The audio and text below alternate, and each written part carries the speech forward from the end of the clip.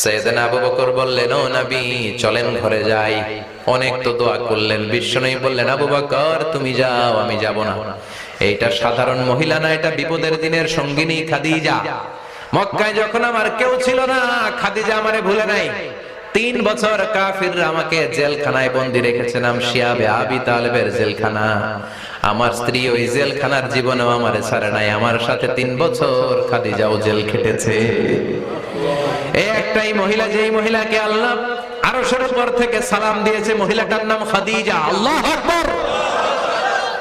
আমার সব সন্তান আল্লাহ খাদিজার পেট থেকে দিয়েছে। ফাতিমাতুজ জোহরা খাদিজার মেয়ে, জাইনাব খাদিজার মেয়ে, উম্মে কুলসুম খাদিজার মেয়ে, রুকাইয়া খাদিজার মেয়ে, আবুল কাসেম বিশ্বনবীর ছেলে খাদিজার ছেলে, আব্দুল্লাহ যাকে তাইয়্যিব এবং তাহের নামে আমরা চিনি, সেও খাদিজার ছেলে। সুবহানাল্লাহ। ও আবু বকর